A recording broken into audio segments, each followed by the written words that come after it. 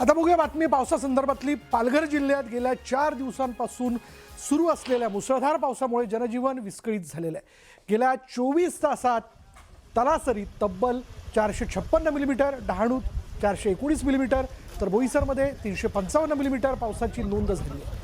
डहाणू, बोईसर आणि चिंचणी परिसरातील अनेक घरांमध्ये पुराचं पाणी शिरल्यानं घरातील अन्नधान्य, साहित्य आणि जीवनावश्यक वस्तूंचं मोठं नुकसान झालं। दरम्यान वादळी वाऱ्यामुळे विद्युत वाहिन्या कोसळल्यानं पालघर, डहाणू, तलासरी, विक्रमगड, जव्हार आणि मोखाडा तालुक्यात शेकडो गावांचा वीज पुरवठा 48 तासांहून अधिक काळ खंडित आहे। उर्से येथे सूर्या नदीच्या पुराच्या पाण्यात 9 जण अडकले होते, त्यात लहान मुलं आणि महिलांचा समावेश होता। या सर्वांची एनडीआरएफच्या पथकानं सुटका केली। तसंच पालघरच्या चिंचणीमध्ये 80 ते 90 घरांमध्ये पुराचं पाणी शिरल्यानं घरांचं मोठं नुकसान झालं होतं। या नुकसानीची जिल्हाधिकारी इंदुराणी जखड यांनी पाहणी करून नुकसानग्रस्तांना तातडीची मदत देण्याचं आश्वासन दिलंय।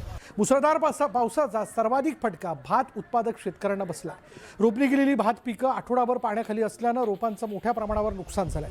शेकडो हेक्टरवरील भात रोपण्या पूर्ण झालेल्या असतानाच मुसळधार झालेल्या पावसाने ही रोपं पुराच्या पाण्यासह वाहून गेल्यानं शेतकरी दुहेरी संकटात सापडलाय। दुबार पेरणीची ही शक्यता कमी असल्यानं शेतकरी शासनाकडून तातडीच्या मदतीची अपेक्षा करतोय। या पावसात पूर्णतः म्हणजे त्या मातीसह पीक आणि माती सगळंच वाहून गेलेलं आहे. म्हणजे शेतकरी सध्या तुम्ही जसं म्हणताय ते दुहेरी संकट म्हणजे दुहेरीपेक्षा डबल संकटात आहेत ऑलरेडी. आता तुमच्या मदतीने किंवा तुमच्या प्रयत्नाने प्रशासनाने आमची काय सोय करता येईल किंवा काय मदत करता येईल हेच आता पाहावं लागेल.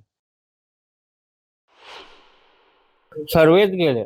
म्हणजे काय कपडे गेले, तांदूळ वगैरे, धान्य वगैरे, गॅस, फ्रीज सर्वच अख्खे भिजले. फ्रीज तर म्हणजे पूर्ण म्हणजे 5 फूट बुडलेला फ्रीज.